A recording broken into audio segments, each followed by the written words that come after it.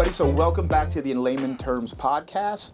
No fluff, just facts. I have what I like to say, the loan shark to the stars here. That's just a joke. Mark Munson, CapSource. I've known you for years. Great investment company for a great lending. You are quasi because you're both private and institutional. Correct.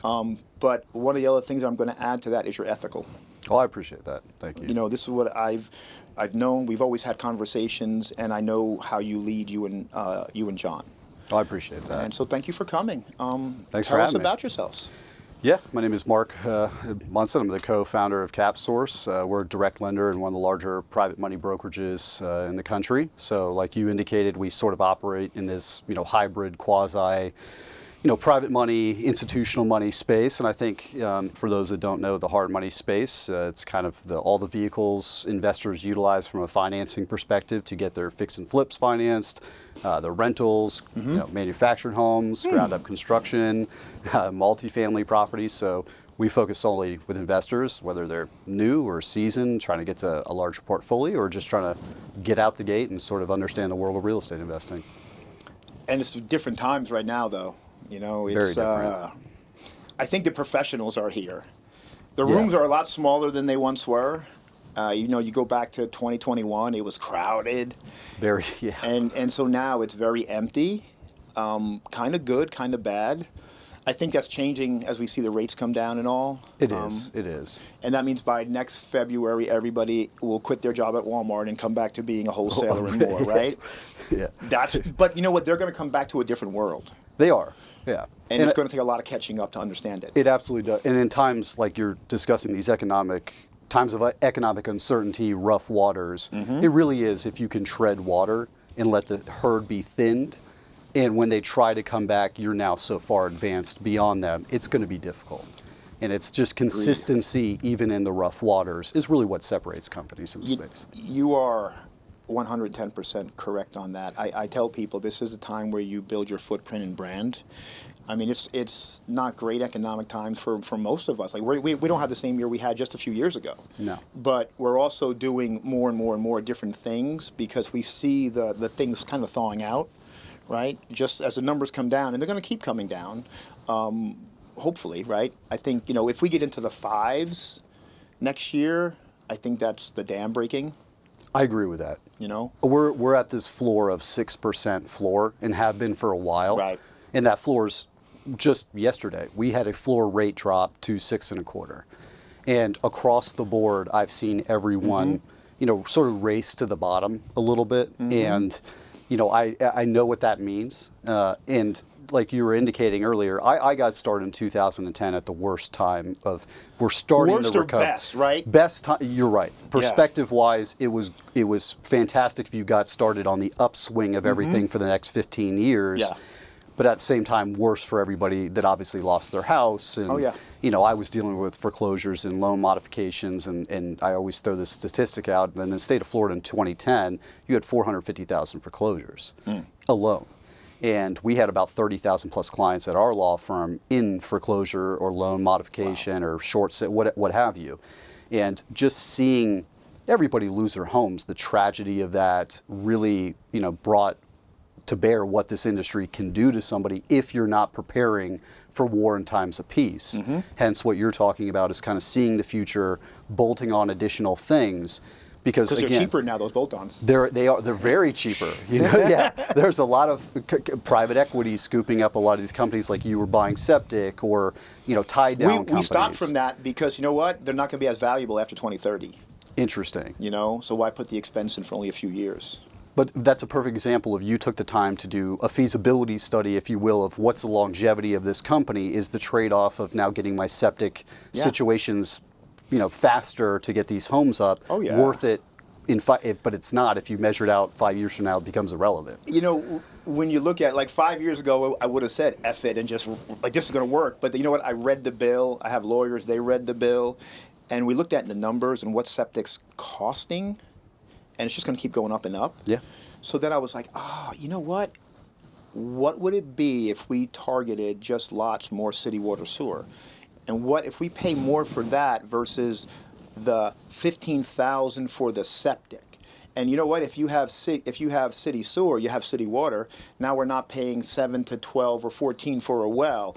So then, what is this number here, right? Yeah. It's those bean counters came back and said, "Hey, that's way better way to go." Well, yeah. So guess what? We just slide that way, right? We'll still do this, but we're going to target this. One, we don't need permits.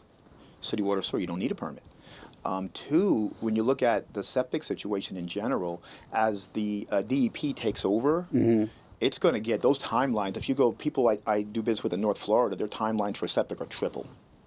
Unbelievable. Because now it's just more, I mean, I was speaking with somebody who really well connected in the Polk County Builders Association, right? The state associations now altogether are thinking about putting together and suing the state of Florida over this because of what it's costing. What is the problems of implementing all these things? Like that whole BMAP situation, right? Because it was done, I don't know, right, wrong, but all I know is overnight I had one deal, $5,400 for septic. We didn't get the permit signed till the 6th of July versus June 30th. Now it became $15,000 or $18,000, whatever. It was a crazy number, right? Because of what they have to do, right? And, those are things that really cause issues and disruptions. Impact fees, all this craziness. Money loves speed. Real estate loves speed. And the reality is part of the reason you go to manufactured, space is you're cutting down on the build time. But if now we're delaying that because of something additional now, we're negating sort of part of that aspect. And if the larger aspect, if we just want to take a macro view and go, at the end of the day, we need to solve low-income housing or just housing shortage, we shouldn't be instituting anything that, gets away from that. And if we take, something that's, similar or analogous that I think in my head as you're talking, is when we talk about the condo situation in the state of Florida, and we had this reaction to the Miami building condo collapse, and that reaction is legislation that is now hitting every condo in the state of Florida with assessments. And now your HOAs are higher, your assessments are higher. Now people can't even live in condos, which is sort of an entry level, housing for most people. So we're just going further and further away, and we're just giving more incentive for corporations to own homes. And that's when we talk about being ethical. At the end of the day, keep Wall Street out of it, right? To me is, listen, I deal with Wall Street. I'm part of the machine that is that. But at the same time, I do understand that we have to be able to give affordable housing to people. We have to be able to give these reasonable entry-level price points. America was built on home ownership. That's the American dream. It is. Most Americans, at the end of the day, their greatest financial asset is their homes. Exactly. Okay, and we've lost that so much. I was on. They called me up and they were like, "Hey, would you be candid about impact fees?" I said, "Ah." She said, "You're not worried?" I'm like, "No, I don't care. Watch." And they cut most of it because they were like, "Man, we can't drop all that." Because I'm like, "Ah, whatever." But when impact fees go up, and let's say you're only looking at house, like they go by sizes, we'll say, Polk County, 1,500 to 2,000 square foot, manufactured, but right underneath that is single family. They don't go by price.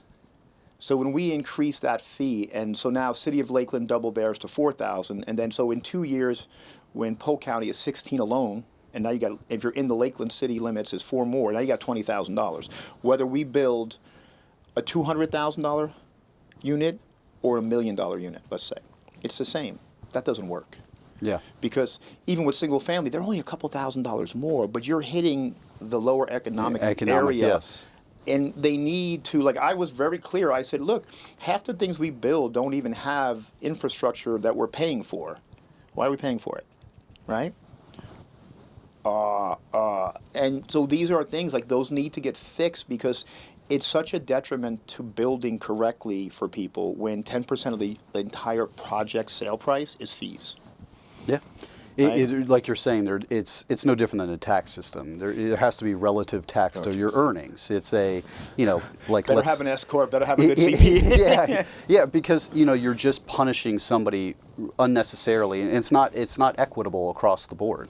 And there are, like, for example, in the state of Georgia, if you hit a certain age, you no longer pay for public schooling. And I understand those things. Like you're saying, I'm paying for something I'm not even utilizing. Right. And they're using a, butcher knife instead of a scalpel in certain situations. But that's politicians in general. In general. That's the answer. Yes. Let me roll out the damn hammer for everything. It's a hammer. It's like you need different tools. Yeah. It's like, look, DeSantis was talking about getting rid of property taxes.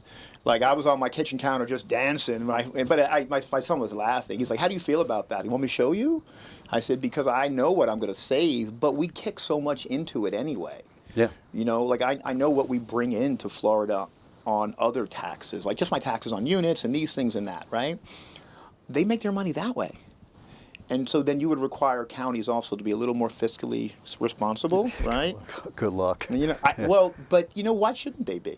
They should. They need to run it as a business. I've worked in the public sector. I was an administrator. I'm very sorry. I spent time doing the same. I was administrator of a fire department, EMS, EMA, and I was the budget person. So I went to the budget meetings. Where you are now. Yeah, and the debates we had was, were. There's so many competing incentives, competing interests, and when we're debating, we need a new fire truck or ambulance to take people in the county to service the county, but if we do that, we no longer get the equipment to pave your roads. And it's this trade-off, and part of it because people are not running things responsibly, right? Or we're taking on too high a payroll, or what have you. So. In a perfect world, you're right. Can we get those people to actually budget correctly is the difficulty. Well, I'm a libertarian. I mean, I don't want to talk politics ever, but it needs to be run as a business. And it doesn't have to be a profit. It just can't be a constant loss. Correct. And you need to know where the money is going, right? Because if you don't, like, what the hell? Why do you have it for? Okay, and when it's not their money, they don't care. No, they don't. Running a business, you probably see that. Like, I see it all the time. And I told somebody, hey, if you're going to do that, just swipe your credit card first, and then I'll reimburse you. And I instituted that with one of my people. That taught a good lesson. Yeah, they stopped just purchasing anything they thought they could purchase. Well, they did their job correctly, we'll say, right? Because I'm a big believer in who got you here is probably not going to get you there. Oh, correct. And so when I look at, we have consultants, and they were like, man, you're doing the lower level person was like, who came around was like, man, you got a lot of changeover. I said, did you see where we're growing the numbers? Like, they can't keep up with this. Like, this has outgrown them. One of my guys came in last week for a drive because I'm like, hey, you know what? Really good. We're adding all these, but we need to structure it. So you need to come. Right? They sent the number 2 guy down there for the whole day. Flew him in Tuesday night, spent the whole day. Luckily, the news people, that's the day they called and wanted to talk to me, so I had somebody saying, don't say that. I'm going to. But, because I rely on them for structure. I'm not good at that. Right? No way. I'm very much similar. My business partner, I would say, is far more structured than I am. Oh, yeah. I'm good in my chaos. I'm sure you are, right? But everybody else isn't. Oh, my God. Yeah. And I can't expect anybody else to be similar to me, and I'm sure you've been there. It's like, Oh, yeah, I understand that. Like, first of all, I wouldn't hire myself. No. I tell everybody I'm unemployable at this stage of my life. Yeah. It's just I want to operate things the way I want to operate them. You've earned the right, though.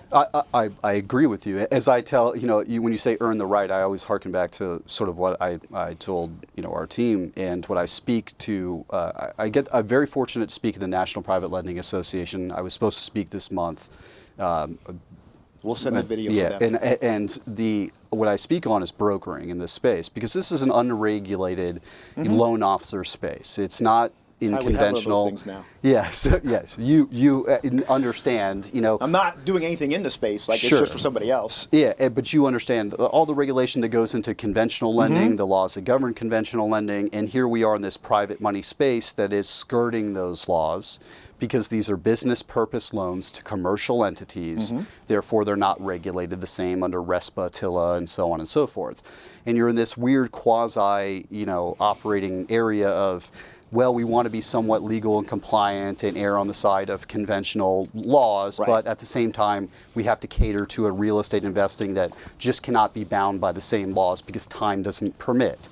And not having this regulation it has led to recently, and I don't know if you're familiar with this, but Baltimore led to massive amounts of fraud across all lenders. And basically, lending in Baltimore has been shut down for the most part across the industry.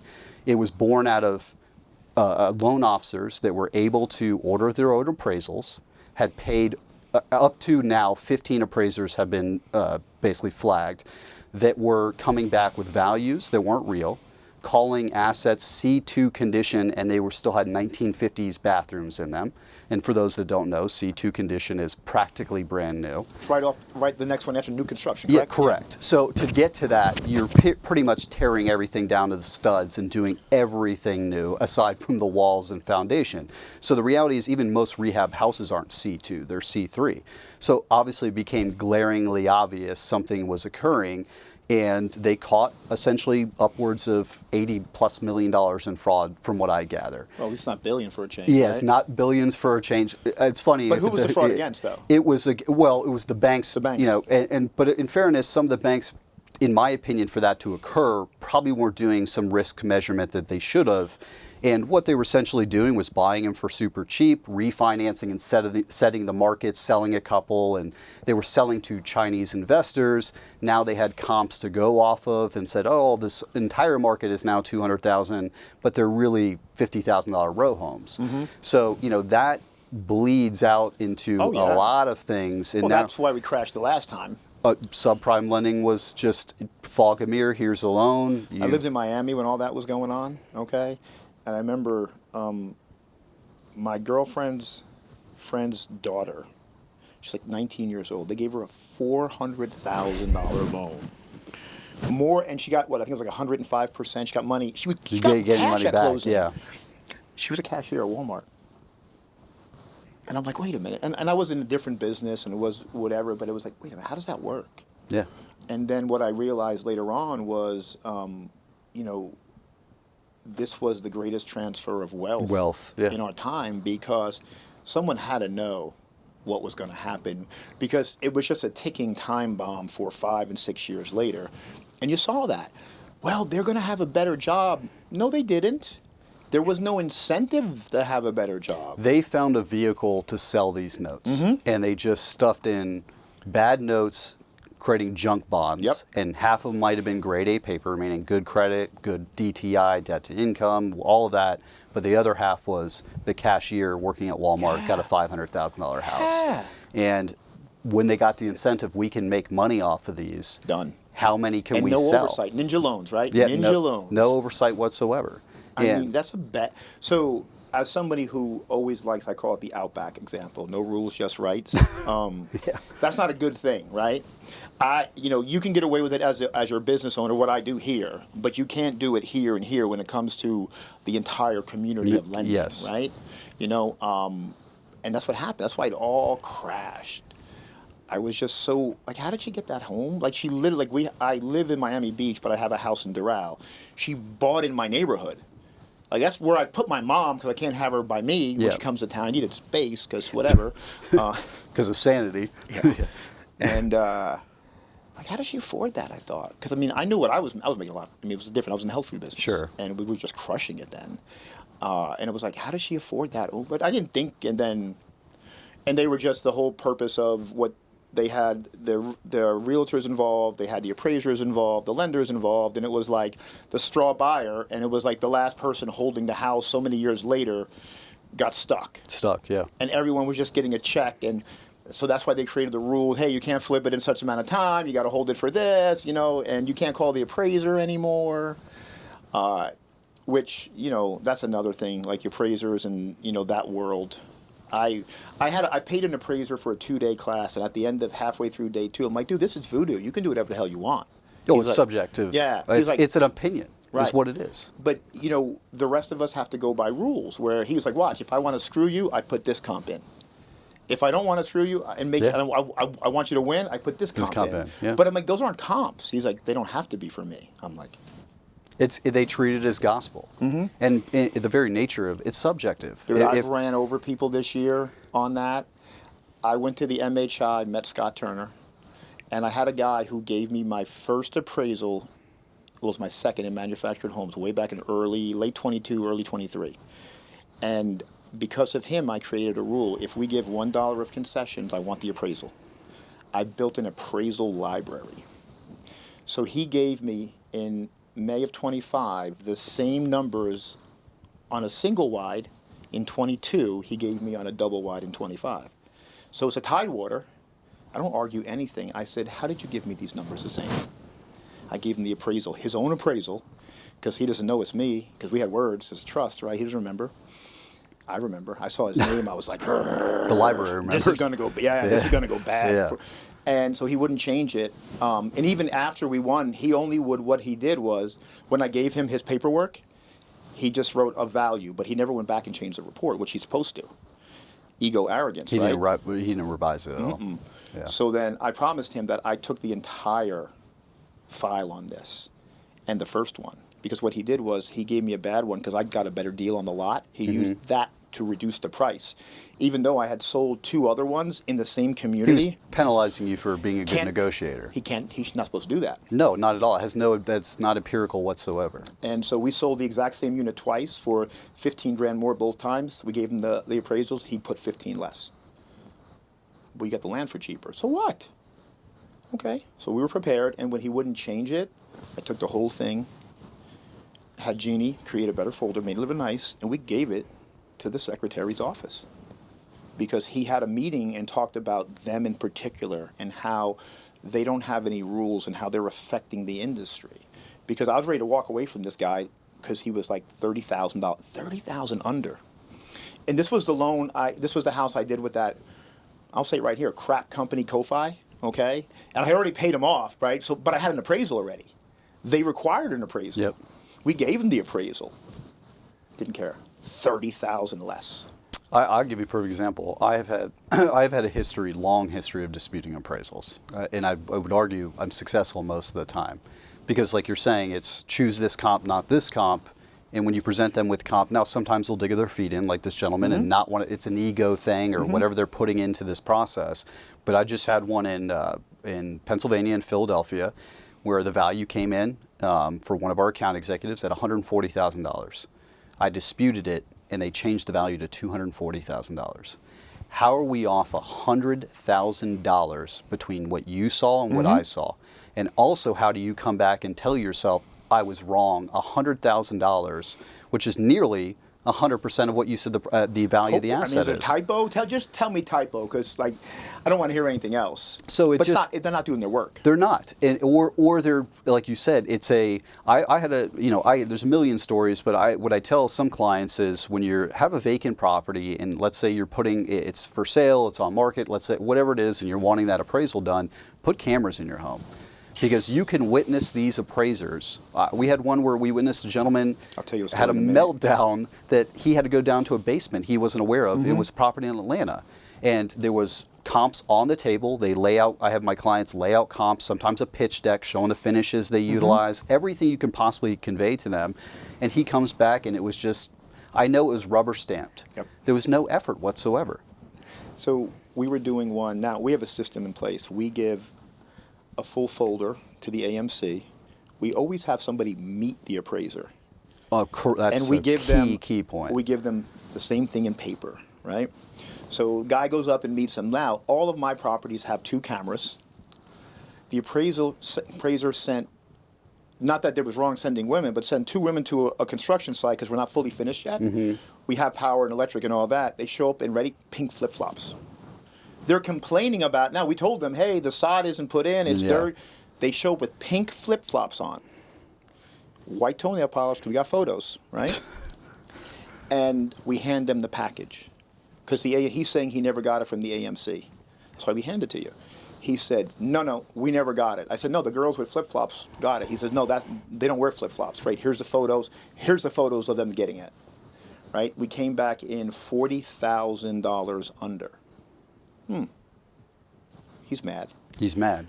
But I go into it, he says, this is what he said the land was worth with improvements. Oh, but the septic, here's your septic bill for $24,000. That's what it costs today. Here's your well, because you're in this environmentally sensitive zone, it's this. How is that in there, right? And we destroyed him. I mean, we just beat him over the head. Like, we went for the Tidewater and everything, and he was crushed because he said he didn't get it. That was his story. Oh, well, here's the photos of us handing it over, right? His excuse went out the window. And but they would have let that person not get a home because of their ego and arrogance. Perfect example in real time. We had a loan intended to close today. And obviously, end of the month, everybody's busy. But end of the month closing for a client saves them money on prorated interest. They're bringing less money to the closing table. And they were upset they didn't get an updated payoff. And we got it within an hour to them when they said, we need this, and got it immediately. She was so upset that she didn't have it immediately, the title agent, that she goes, we'll see if we can close it tomorrow. Correction, she goes, we'll see if we can even close it Tuesday, because Monday's obviously a holiday. And that's insane when everybody's livelihood is tied to it. So the wholesaler ends up calling the owner of the title company, and what are they doing? Closing today. Yeah. They could do it. She just put her ego and everybody takes things so personally. I've seen in this real estate business, specifically with title agents, that is a difficulty. And you know as well as I do, having a great partnership with a title company or attorney is worth its That's what weight makes in us gold. smart. You know that. People think we're really smart. No. Well, you're smart. I'm just crafty, I always say. But we know a lot of people. Exactly. And we're not transactional. We're relationship version, and that way people will always give us information like we'll give them. Exactly. Like if someone on that call list for me who can get through without a problem, and you're one of those people, you need this? Okay, it's this, right? And that's a relationship that you build. But that's what makes us smart. It's not that, because we understand that if we're only saying a dollar for a dollar, we lose. Zero-sum game is a losing game. It's a losing game. It is. And you had Colleen, I believe, on the podcast as well. Yeah. And she's another perfect example. We have built over years of working with her. I can't, 1,000 policies she's done for us, at least, I would venture to guess. And because of that, we built that trust of, I know she knows what she's doing. Oh, yeah. My team doesn't have to debate peril coverage and what needs to be reading on an Accord or deck page. Or She does even my personal stuff now.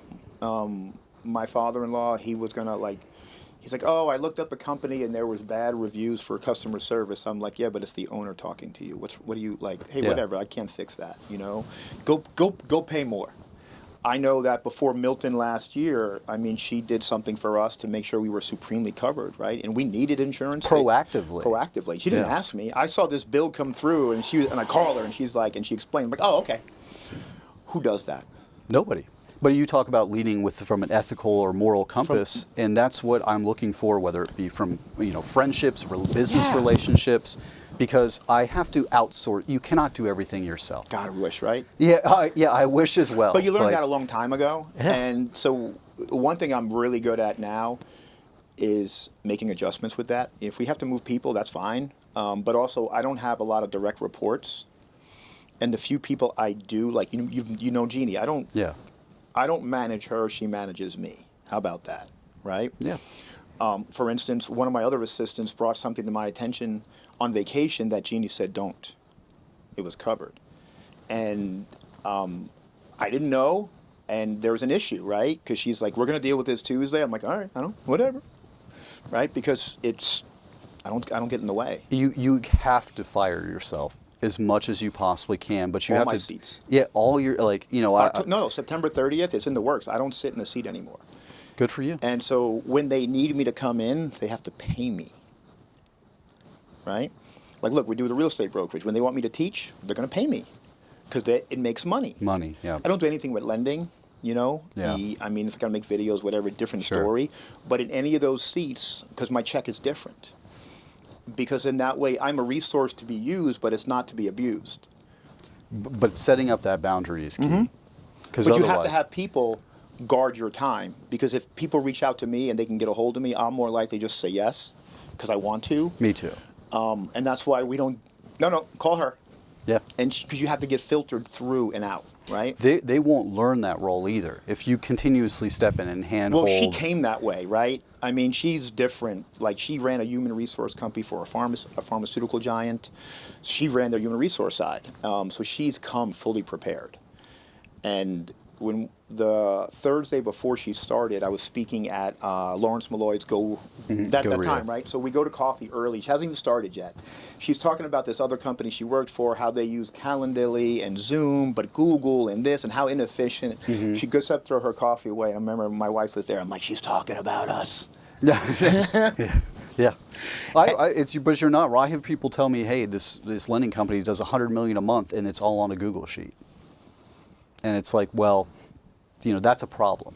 That's a problem with efficiency. That's a problem like EOS implement. Like, a way to solve this. There's a billion ways to solve this beyond we're just all operating out a Google sheet. No, I do. They make them for me because But it's a macro, quick read. Right, me and John do the same thing. Yes. We're old school. Like, I have a dashboard in our we use Asana, so I have my dashboard. Everything I need to see daily is in like 2 columns. And I could find it because if it's not there, I can't find it. Find it, yeah. Why keep up on one of my monitors the entire pipeline at any given time of loans in flight? See, that's on my dashboard. Yeah, I just got to, Yeah, we built analytics dashboards, but it takes time to do those things. But at you're the end big of the on day, tech too. Because if you're not, as well as AI, I do. all that. If you're not I was just telling somebody today, yesterday, and they don't use it. I'm like, what? Dude, you're a dinosaur. And you're 38. You're just not a good place to be. It's not, and we all grew up with computers. I grew up in the age of personal computers in the 90s. So I'm a 70s baby. Yeah, I'm an 87 baby. Yeah, so no. So I'm a 71, right? Yeah. I'm vintage, okay? You can't finance me, right? Exactly. We didn't. So I was the cutoff point in school. They decided that if you were in my grade and forward, we didn't get them. But if you were the year behind, that's when they started you. That started in 5th, 6th grade with some things, Yeah, right? I was very fortunate to get a personal computer early. My grandfather understood the importance of that. And the point being is I see this as very similar time frame. Oh, yeah. Now, obviously, this age nowadays is more tech advanced just across the board. Yep. But at the end of the day, if you're not focused on, everything there is when it comes to AI, because I'll tell you in the lending space, I just had a great conversation about this. I had a friend of mine who's another broker on the West Coast. He has a team that he spends $10,000 a month. They're based in India. They're developers, and he does what they call vibe coding, which is the new form of coding. Basically, you're talking to the AI, and that's the AI will create the code for you, and the vibe is you saying this is what I want it to look like. And prompting it and further getting, and it's building the back end, and he sends the code to his developers to clean it all up, and they kind of put it all together. And he's doing that at the detriment of not even generating sales for his lending business because he understands the value. And the thesis is this, and this is true of the lending space and probably true of many spaces, is you have a cost per loan, right? So to originate a loan, I'll give you an example. A very large lender in space is about $4,500, and 7 people touch that loan. So if you can figure out a way to remove payroll, which we all know is the highest cost in your company more than likely for most, is that now that cost per loan can be reduced. Right. And if we can reduce it, that means we can reduce rates, fees, and we're racing to the bottom. AI is going to make every business race to the bottom. You're not going to be charging exorbitant fees anymore because you're cutting out all the inefficiency, fat, and by doing so, it's going to be impersonal experience for most because you're just interacting with a tech funnel system that originates a loan. But at the end of the day, if everybody's racing that way, that you probably need to get on board. We're there. We're there. Yeah. We're living in it. It's just not everywhere yet. Because our biggest issue is when we have to get, say, a unit designed for somebody, it could take 2 days to get the first number back. So I went out and found somebody who created this platform. I'll show it to you when we're done. It's amazing. All the factories that we deal with, all their information is uploaded. So if you put the lot you have, it's not going to let you put a unit down or choose a unit that doesn't fit, first of all. And you can build it out on your side here. It's going to show you the colors available, the windows, and you're going to see pictures change.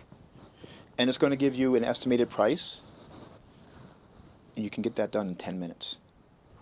You can do it at 3 in the morning. Yeah. And there's going to be this button over here, right? How do you want to finance this? Yeah. Retail, chattel, what you and I talked about, right? You can do that whenever. That's the game changer because I go to Palm Harbor, I go to all these places. They don't have it, right? We will in September.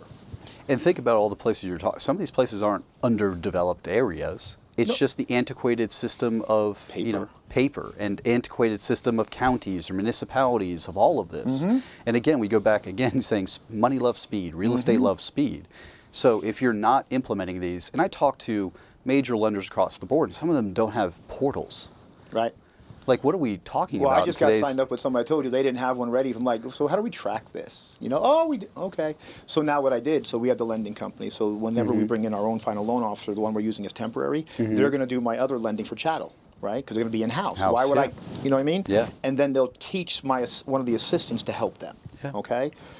But that's coming, right? Because, like when you get signed up for the lending stuff and it's under my wife and the dealership and all that, well, maiden name, first marriage, second marriage, that's a disaster. As they do that ID me, I'm they just think you're laughing. A spy. Yeah. I'm just laughing because an Indian called her. My wife is an Indian, and it was so deep of an accent. I'm like, what the hell, Yeah. She's like, you don't want to stay in here? I'm like, I don't understand her, so I'm leaving. And she's like, I know you do, because I'm like, because I've been around long enough. Yeah. But I just ran away, right? I'm like, no, that's a you thing, right? I'm gone. Because I know my area, Yes, you get to know your area of expertise. But then I fixed it. You know what happened? So the guy underneath the guy, we had a meeting. He's like, what's going on with this? I said, oh, you don't want to know. You're a disaster. You saw the emails, right? Because he was like, no, I need this now because we're meeting next week. When I'm in Dallas for other meetings, we're sitting down to figure out the next, because, I got a pitch deck prepared for them on some things. I like to be prepared, right? Yeah. And I already gave them a synopsis of what's coming. He's like, can you be prepared? I said, I already started this, man. It's not like I came up with it yesterday. On the fly. He's like, hey, we're going to go here for dinner. I said, I don't care about food. I really don't. It's cool. You want to go see a Dallas Cowboy? He's like, whatever. I'm like, okay, I don't care about it. Yeah. I will, but let's make sure we have the time. You don't got to wine me and dine me. Yeah. Can we have some coffee, though? I'm very business oriented, even to a detriment at times. It's because again, I understand there's just so much that weighs upon. Heavy is the crown, right? And it's not a woe is me, but it's a, No, we have the responsibility of leaders. Correct. Okay? And so we have to take that. It's a privilege and a responsibility because people count on us for their everything related. In real estate, there are more people involved than you realize, from the title agent to the insurance agent to the general contractor to both agents on the transaction, the loan officer, the seller, all of it. But you know what helps that? Volume. It does. Right? Because it's not like we're not the same company we were in 21. It's like, oh, well, how many sales are we doing with you, and why are we having this problem? That's my first question, right? Like today, I was driving, I'm not supposed to be looking at it, and I saw something. I'm like, why are we paying that? I mean, I don't mind. I told the project manager, if we pay that, but you're paying the difference.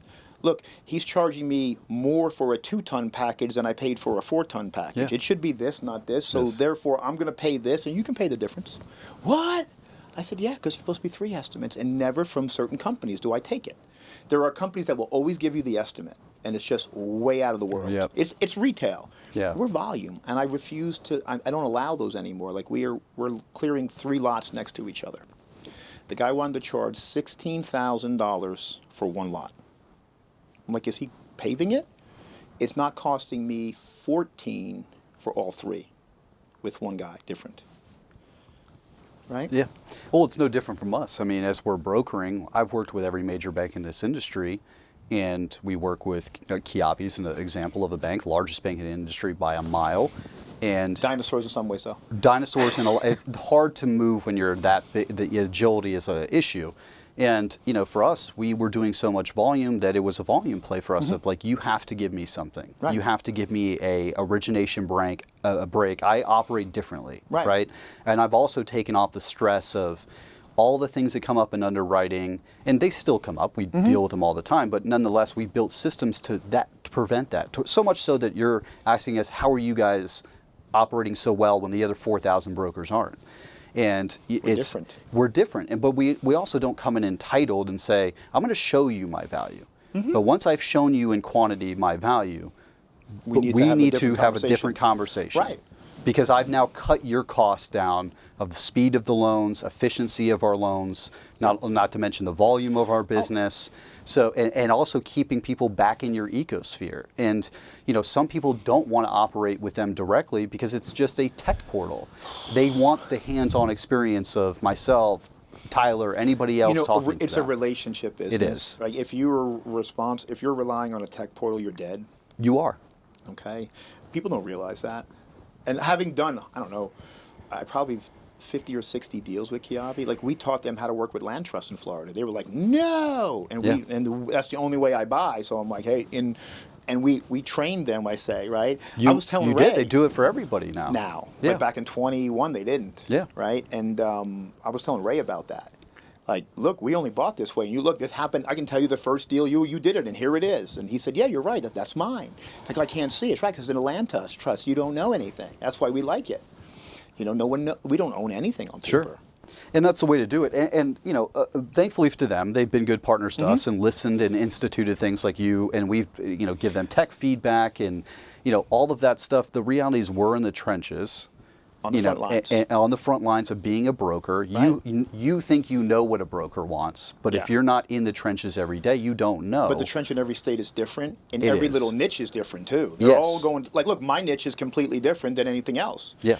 And just like single family is one way, multi, and how you have to look at it, and the times, you got to have many different lenses. You have to. They don't. They have one. One lens. Right. And that's why I like being a broker. I don't want to be handcuffed to your loan program.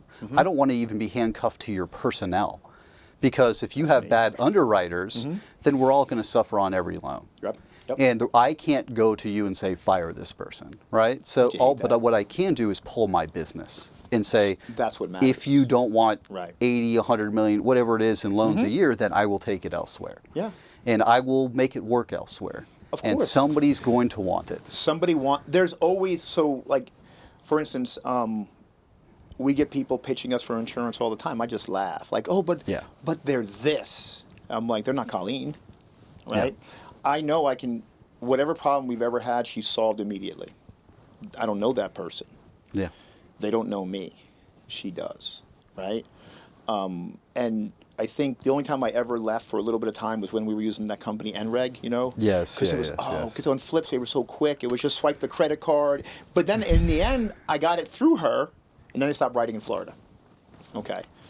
So. Yeah, funny enough, I operate the same. We had a very large insurance company that's known to bolt onto lenders, and they, want to offer within your portal insurance to make it streamlined.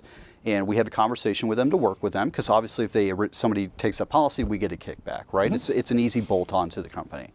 But as the first thing out of their mouth, they're going, this is where we're going to put our logo on your website.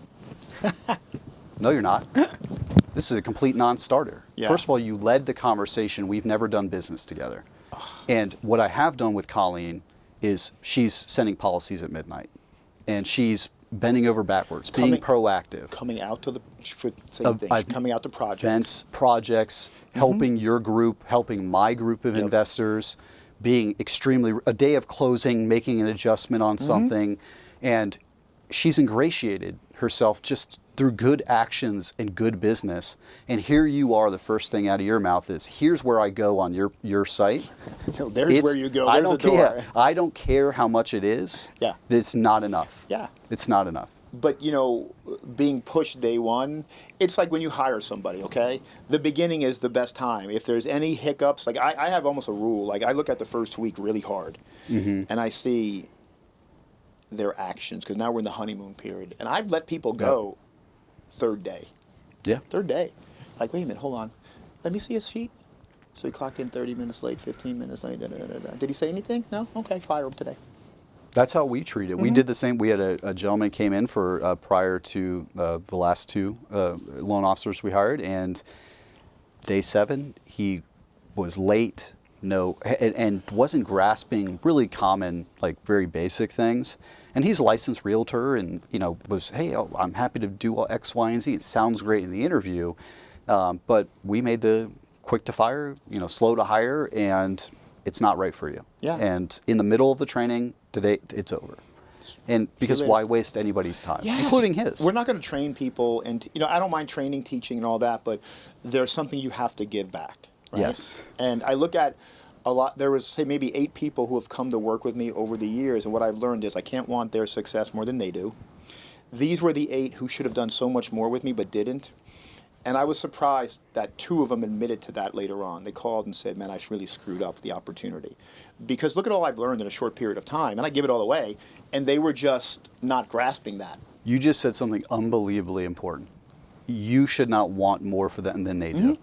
You And- can't want their success if they don't. Yeah, and that is fundamentally an issue. And as I'm sharing an event at the broker roundtable I was doing, one of the other gentlemen who runs Brick City, which is a lender out of New Jersey, became from a broker to a lender, which is a tedious process, and maybe 1% of anybody achieves that. And he said it was like eating glass. Mm-hmm. And immediately after, I come into a sales meeting with a team going, I need you all to understand that I don't need you. And I don't mean that in some malicious sense. It's like I'm building something bigger, and the only person I'm going to hand off everything I've constructed, everything John's constructed, is going to be somebody that's willing to eat glass and wants something in their life more than I want it for them. And if you're not that person, then this isn't the right job for you. Right. Only 1 in 3 loan officers succeed. And let alone in a space like this where we're not in the 30, 45-day closing space. Sometimes we're in the 5-day closing space. that. We're in the, this is a moving money quickly.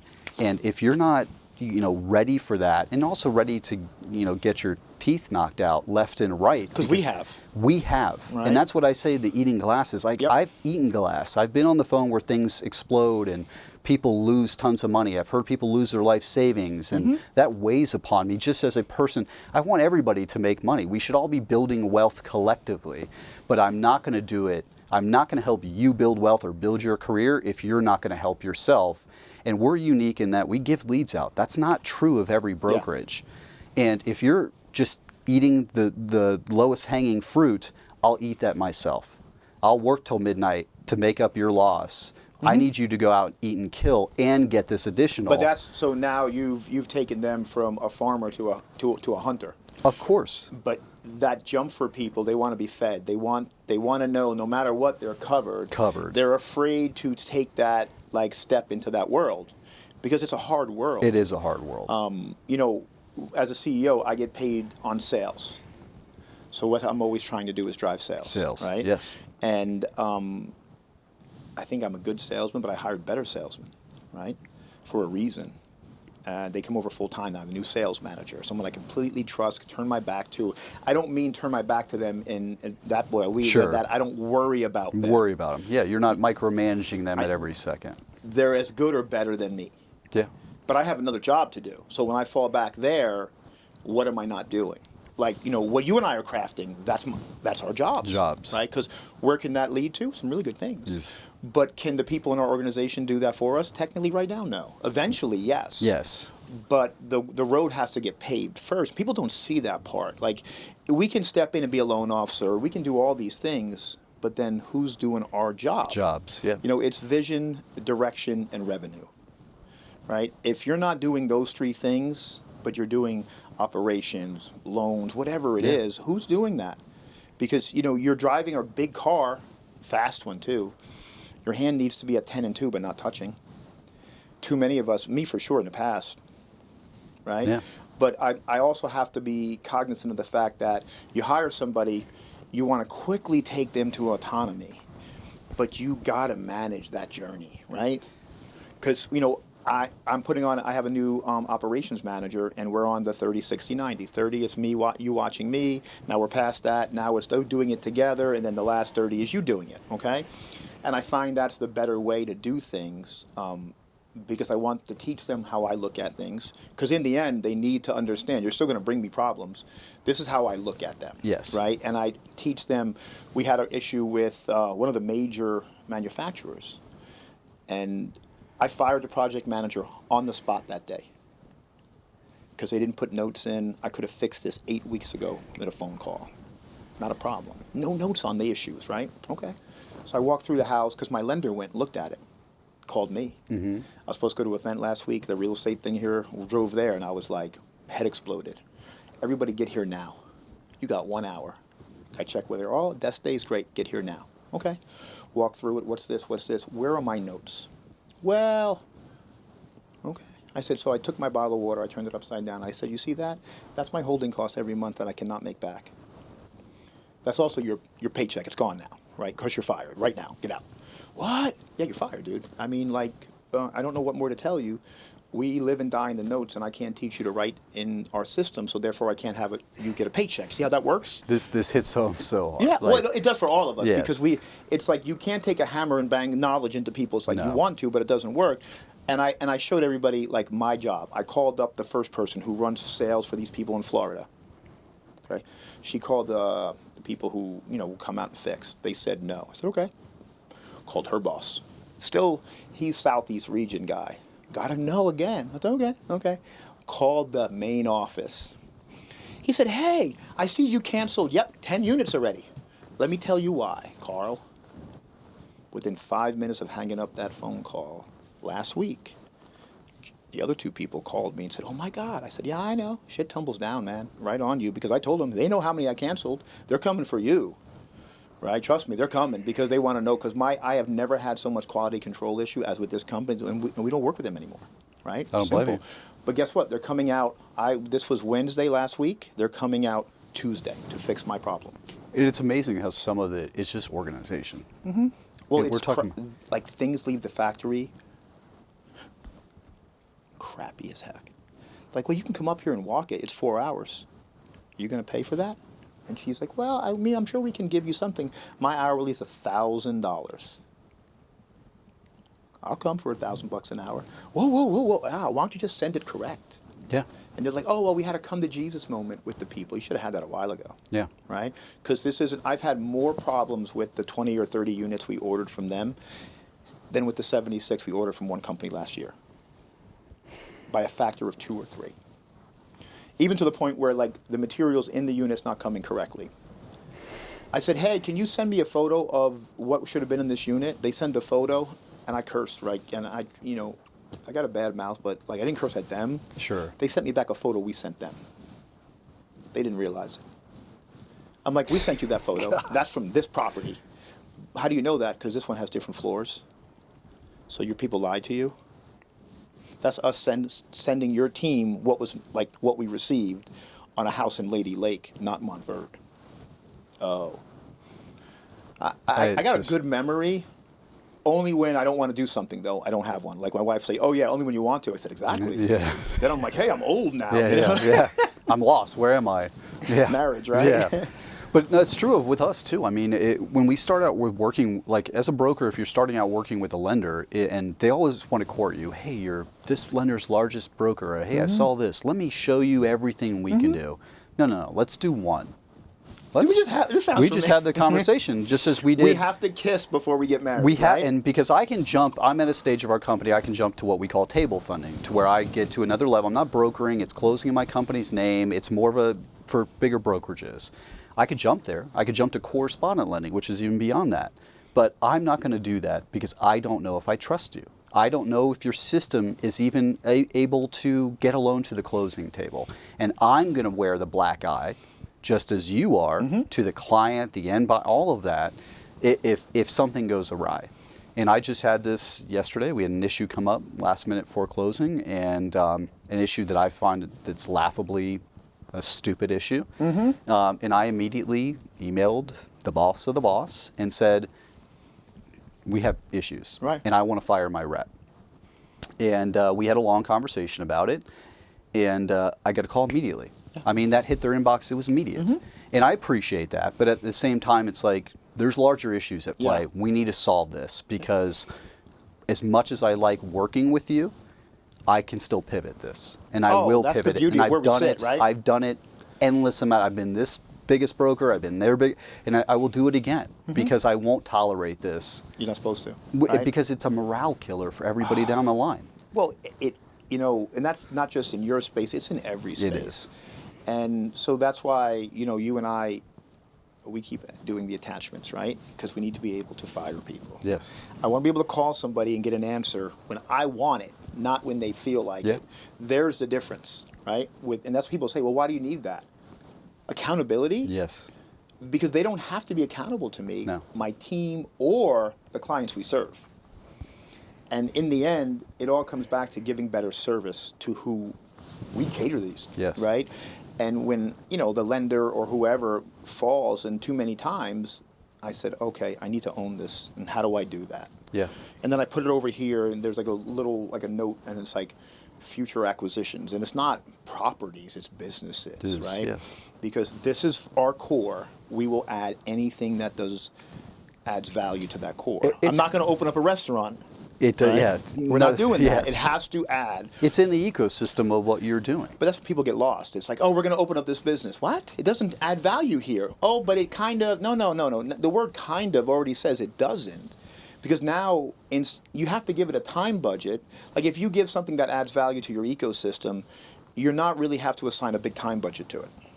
When you do something outside, now it's competing for resources. Correct. They're not shared resources. Yeah. And it's not a shared your source of that revenue, the sale itself. You're looking to hit everything in the sale. Oh, yeah. I'm looking to profit. Like it's, pay me here, pay us there, pay us there. But accountability.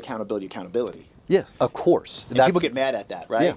Yeah. But you're 100, and you see it as well as I do. In the world of real estate, there is shiny object syndrome that is just paralytic to most people.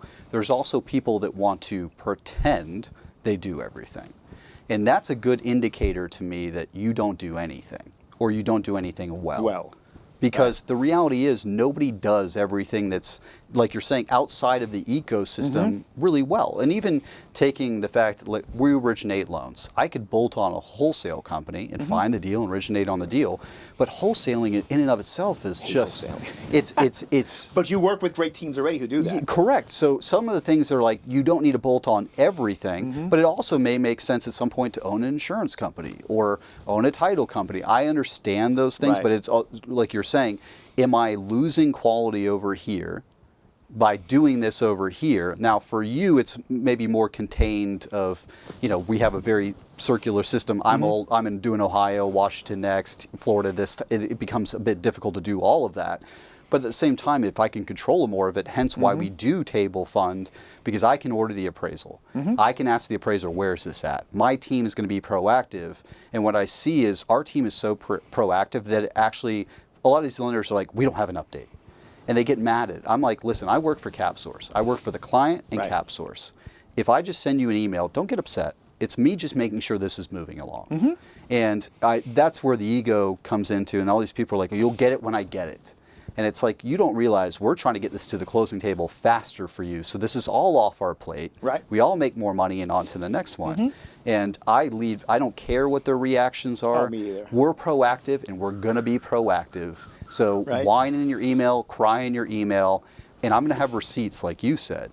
And the second somebody goes, why is this not closing on time? I'm going to say it's Pam at the title agent decided that she didn't like an email she received of us just wanting to be ahead of schedule. Well, just like when we talked this, I think it was like 2 weeks ago, I wanted to do it Google Meet, even though we were just talking, Jem and I, we all get our notes afterwards, right? That makes good business. It does. Okay? And I never like doing it without, because I'm going to go back and say, you said X, I think it's Y, the notes say differently, right? Yeah. It's simple. Just makes, my team is not allowed to call me. If they do call me by accident or an emergency, we're going to jump right on Google Meet. Because there needs to be notes, because there's going to be a file somewhere. And that's the only way to work in this space. I even have one of those, it's at my house, my son didn't set it up for me correctly, I don't know how to do it, the Plod, right? Because we have conversations, why aren't those the same way? It's still business. Like if you and I were sitting down here, we should just AI it, record it, let it take its notes, we get our copies and move on, because we're not memory machines. No. And it just makes, but it also lets our team help us, right? Hey, what are my action items here? And I get a list at the end of the day what I need to do. I'm so much more effective working that way. That's all AI, right? And end of the day, someone puts it together and say, you need to do this week. And it's updated in my notes, right? That's why I'm saying it manages me, the AI and the people. Go back to the beginning, right? Where if you're not using it, it's an extension of your mind. Is what, and the nuance, the details of the nuance of what we're discussing get lost. You might understand the macro stuff we discussed and go on and go forth with that, but at the same time, just this little detail could be the result of the deal not closing, the deal falling apart. Timeline, everything. It's great to have a note there, and then somebody puts a better note in my system for me. This is due then. I get an update. I get a reminder. Okay? I don't have to do it. And it was just stopping for. I think we can fail at times because we always say we don't have time. You'll never have the time if you don't teach and stop and implement things. And people don't realize that. Like I almost never need to teach things anymore because I've recorded videos on everything I do. Okay? Once in a while there's something, a nuance that needs to be addressed, we make a video about it. We're going to be teaching these things over, and there's a library. I think it's Trainual. Sure. Yeah. A couple of years I remember when we were in boardroom for that first time in San Diego. Yep. And so we used Trainual in Loom, but I thought they were saying Vroom, and I'm like, why are you guys sending me to a car place? But now we have such a library almost 3 years later, it's sickening. I look at it. I was just talking to Chantel and Brandon about it like last week, because they're amazing friends, and Brandon especially, Chantel besides too. But, they're the ones who kicked me about that. If you're not using this, you're already left behind. And how do you, as you onboard and fire yourself, disseminate that role, that information to somebody else? Without doing that, you're put behind. But then you give them the video where they don't need to come back to you, right? Because there is a time sucker right there. Just go watch the video again. I remember I hired somebody, and our onboarding process is you watch whatever videos, and we give you a couple of days before we throw you into things. Mm-hmm. But we can also see what you watched. Yeah. Did you actually try to be ready? 3 days in, they were supposed to be at 100%. They were at 4%. So their boss reached out and they were like, hey, they need more time. I'm like, what do you mean? It's 18 hours of videos. We gave them 8, 16, 24. The math says they're good. Did you use them? They're like, no. So they sat around for 24 hours and didn't watch our videos because you can't cheat the system. No one's going to know you watch it. You have to watch them here, not anywhere else. After you finish them, and you can't fast forward either. Only pause, right? So you're saying they didn't do what we paid them to. Okay. He's like, well, what do you want me to do? What do you think? Oh, I'm going to give them a warning. No, you're going to fire them right now because they just stole 24 hours from us. 24 hours, yeah. Right? We paid them, right? He's like, well, yeah. Did they do what we asked them to do? Well, no. So they stole. You see what they, you know what I mean? Simple math, yeah. Right? And so, probably shouldn't say this, but I didn't pay him anyway. I'm not paying you for what you didn't do. You sat around, show me how you watched it, right? And they wouldn't respond, so, okay, I'm good. If you want to talk about a check, here's a lawyer. Yeah. Talk to them. I talked to them, and they were like, well, I'm like, whatever. Yeah. I'll see you in court over it. Yeah. It's a principled thing, and the evidence speaks to even if I were to lose, it's a principled matter. I'm very probably like you, it's a petty thing. Tell me, did you watch it and you didn't, it didn't track for some unknown, never happened before, can't really happen reason? No. But no replies. So I looked at it as, we caught you. You didn't think we were tracking everything. We told you, even when I hire somebody, I don't hire them. If you're going to work directly for me in some capacity, I'm the last person. I look at your resume. You've been through, I don't know how many to get here, and I say, can you do everything on here? And they always say yes, right? Because you're working directly around me. I'm going to find out quickly, and if you can't, you're gone. I'm telling you, I don't play that at all anymore. Well, nope. Nor should you. Mm-mm. Well, it's no different. There's enough candidates right now. Oh, look at unemployment. Mm-hmm. There's plenty of people that want to step into the role, and there's also plenty that see the long-term goal of the company or the long-term build-out, and there is also value by being in this space of what you can do outside of your job. We're financially free and ready. I'm not going to say year one because I only made $4,000 total, not profit. 5 years. I don't have to come to work anymore. My portfolio says so. That's amazing. But it's only because you've been intentional, and not only did you be intentional prior to taking action. And that's something that's important to me. But it changed me. I was the problem, right? I realized 1 year in, I hired, you know Marlena Dates? No, I do not. So she owns Agape Homebuyers, so I hired her as a coach. I wanted somebody who was doing it at the time well, in my arena, in my area. And I had to have these 5 questions answered for her for a Google Zoom call on a Friday night. It was COVID ending or beginning time. Mm-hmm.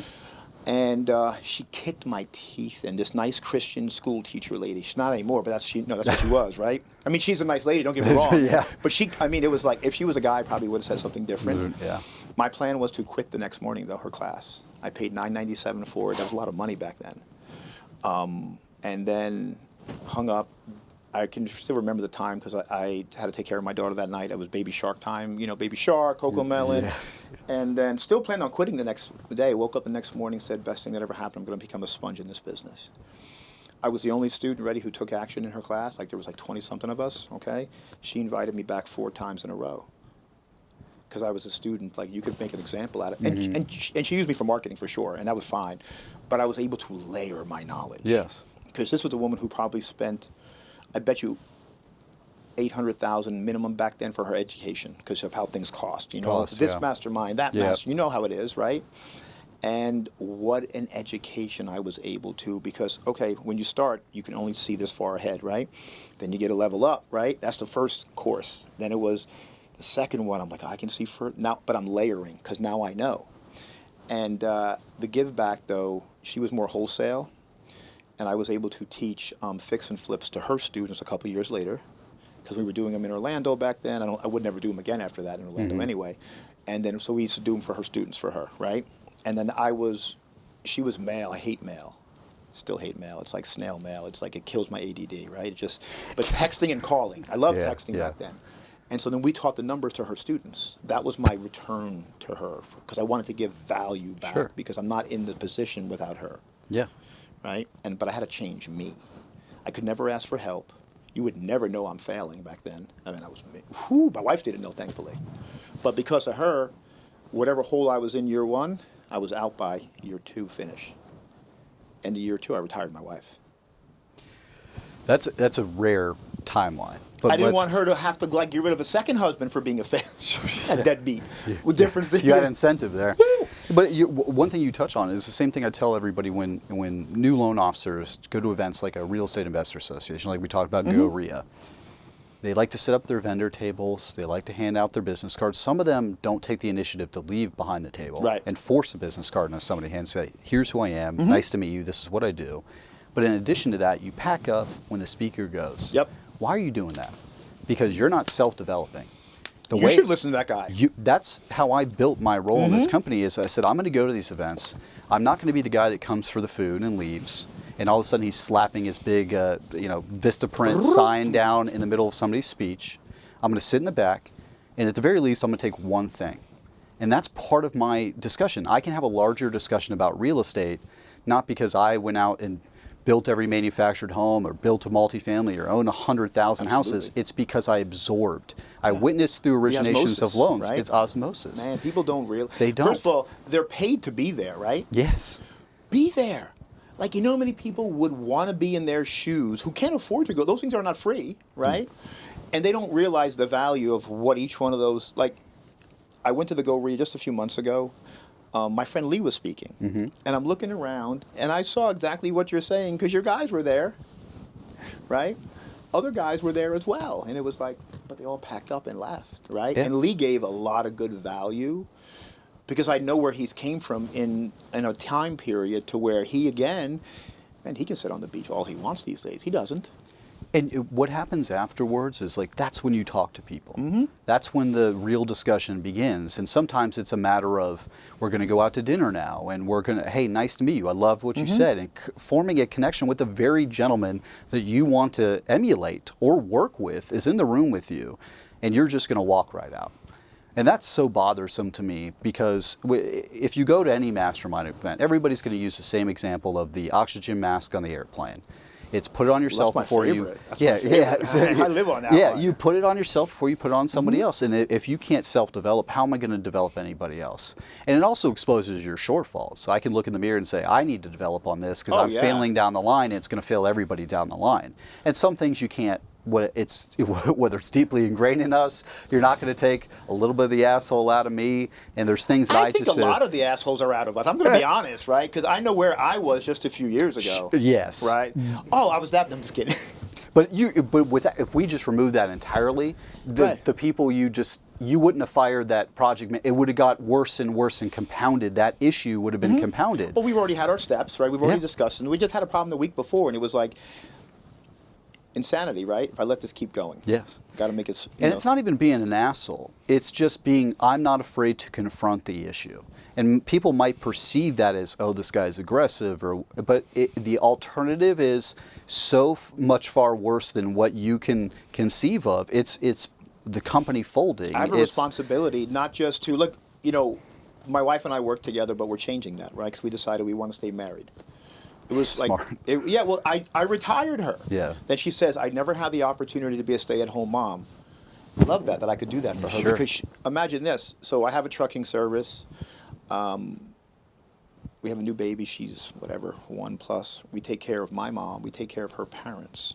Her dad has cancer. It's only gotten worse, right? Mm-hmm. But we're able to take care of them because of this business now. And I say to her, I'm so much more capable than what I'm doing right now. And she says, go do what makes you happy. The old version probably lost in Miami for another decade, right? But I went into real estate thinking, oh, I got this. Got crushed. Fought back, right? Because I want to I've never had somebody say, go do what makes you happy. What? Yeah. Who does that? Like, she's holding our newborn. Yeah. Almost went bankrupt with the last guy. I don't want to be that guy, right? Not going to be. It's just making a decision that there was so much faith put into that. Trust. And then a year later, I remember we were going on vacation that week, and it was Wednesday. And I used to get up at 3 o'clock in the morning. I don't get up that early, but 4:35, now. And I'm happy about it because it's for me, for my family, for that. And so she's going to work at the bank. She's a bank. Back then she was in the commercial space, bank manager, whatever. She didn't like it. I'm like, put her makeup on, beautiful. I always say, oh, you're beautiful. And she's like, shut up, you're a liar. I'm like, I'm serious, right? But I'm like, well, what's wrong? She's like, I have to go to work. I said, are you never happy going to work? She's like, no. I'm like, not even on payday? She's like, no. I'm like, well, then quit. And she's like, yeah, right. And then, Friday was vacation time. She said, were you serious? I'm like, I say a lot of crap during the week, girl. You got to tell me what we're talking about here. And she's like, about this? I'm like, oh, yeah. On vacation, we sat down, and that was July, August time. She finished out the year and left. Never looked back, right? Until 2 years later, she's like, I want to come to work. And I'm like, where? She's like, with you. And I was like, why? And then 2 years later, we're just leaving that because it's not, I'm me and she's her.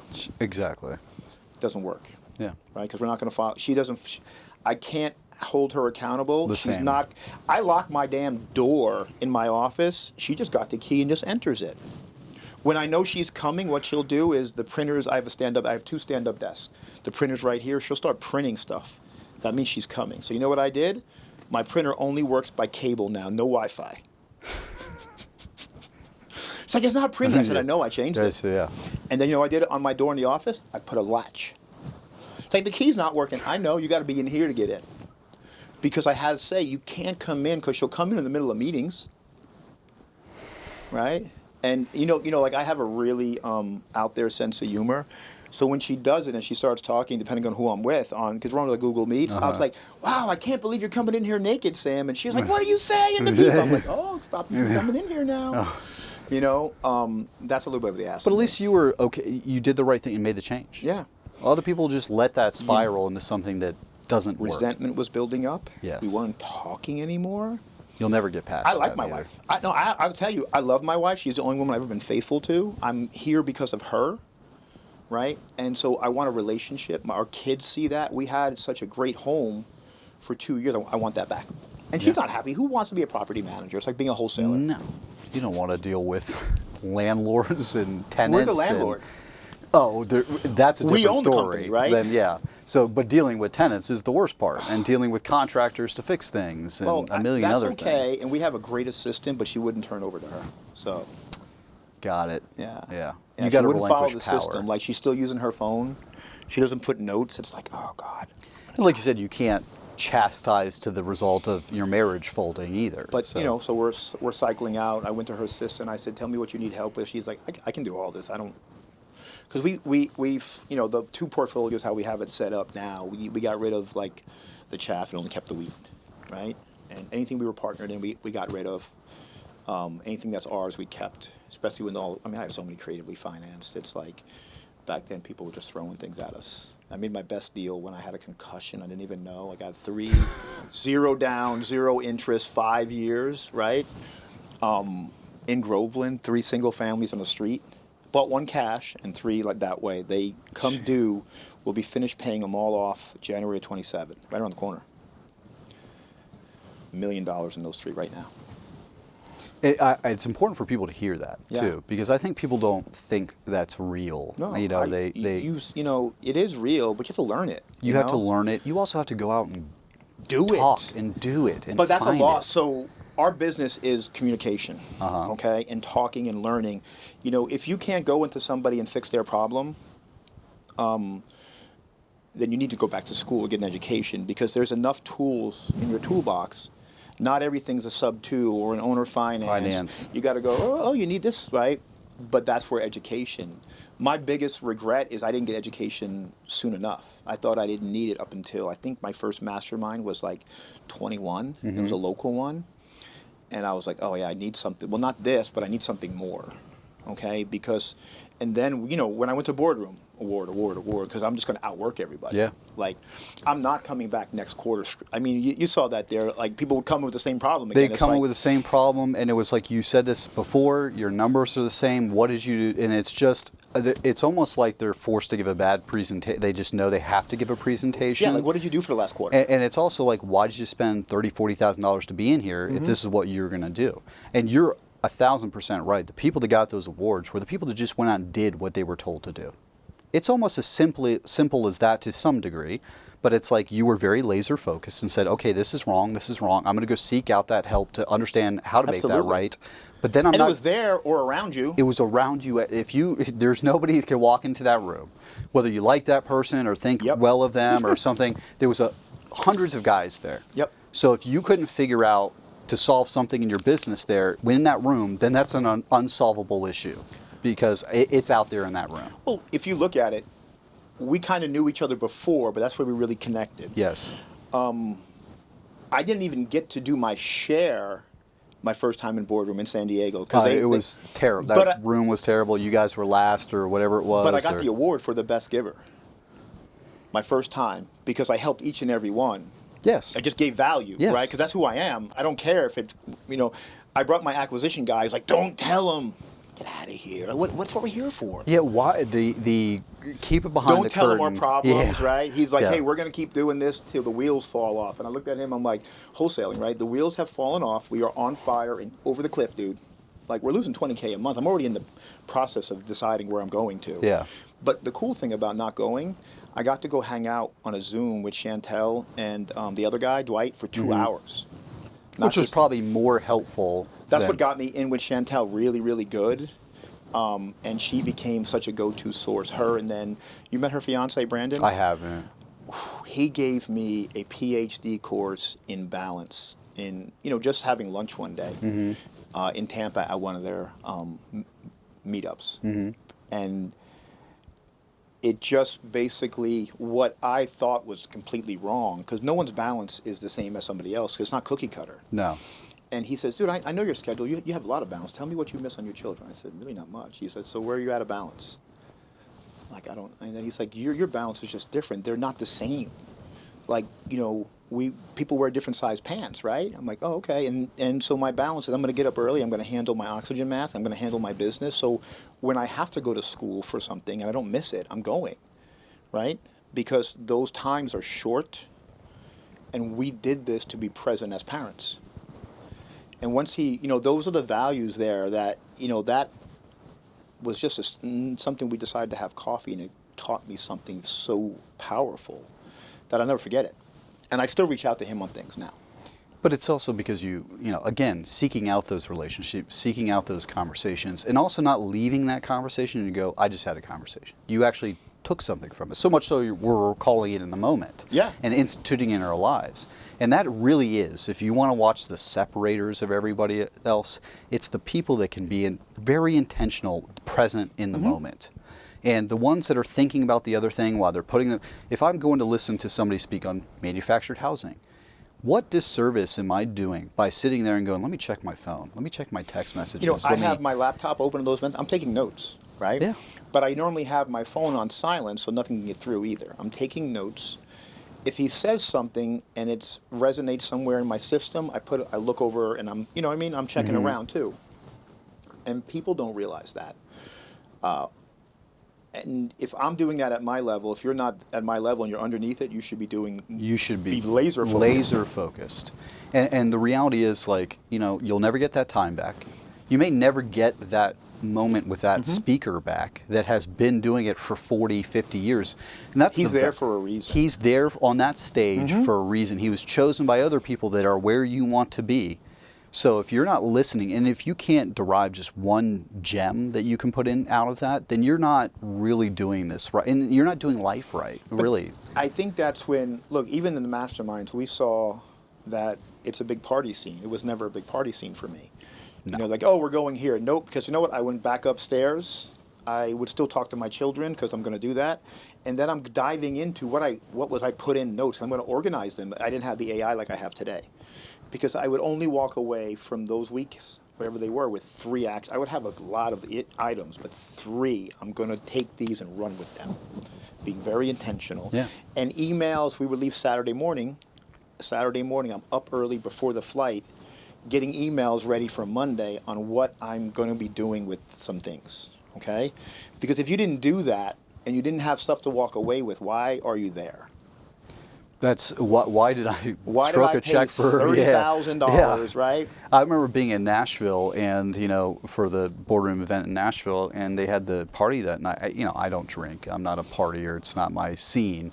I went back and polished my our presentation even more because of what I heard earlier. I went upstairs, right? Yeah, But I stayed for under an hour normally because there's the next place. Yes. That's where, you know, like, I'm married, I'm allowed to go anywhere all the time for a reason, because I don't go to that next place. Exactly. You know? And I get deals are made sometimes that way, but you know what that tells me? Those are probably the people that I don't want to make deals with. Yeah. if they're going to that next place. They gotta have the drinks. They and, have you the know, drinks, and that's fine. Maybe the numbers were fuzzy too. Right? You know? And I, again, am not spending this weekend because it's a frat boys weekend. It's my company needs to become better. I need to become better.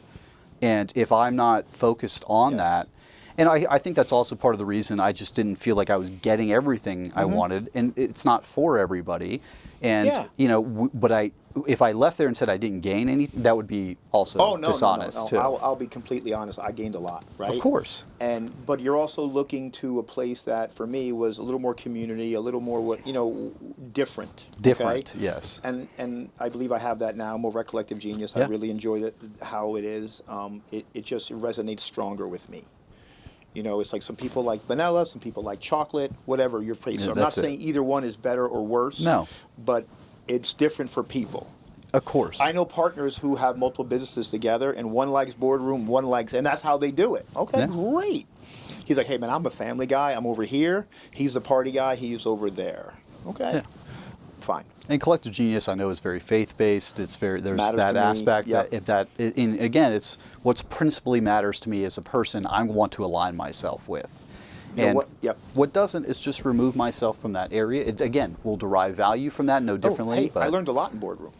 I learned a lot in Collective Genius. Maybe there's something else. Like they have another level now where I qualify 1 out of 3 of the categories. But I'm not even thinking about that because when I'm in the premier level and I just feel like I just put the little fish on me for sure. Sure. I'm the little fish over here, right? Because I'm at a table with Steve Trang and Eric Brewer, and it's like, let me just be the little fish, and just because I'm going to grow. That's what I did in the other place. Let me soak as much as I can in, give value, and watch everything else just... The other part of you're saying is give value. That's if somebody's not giving value, that's also a turnoff to me being Scarcity. in that group. It's the scarcity mindset of I have this secret thing, and in all reality, I'll tell you something. Ideas aren't unique. Ideas are easy. It's the execution that's difficult. And people all the time say, "Oh, I get rich. I just got to think of something." I can give you 1,000 ideas. I can conceive of them right now off the cuff, especially with the introduction of AI. It's just a matter of asking yourself, how can I layer AI over the transactions of the world today that it doesn't exist in? So, that's an easy thing to do, but can you go out and execute it? And also, can you share your knowledge? Because it's not about climbing the ladder to the top, it's about climbing and reaching your hand down and pulling the next person up on the rung.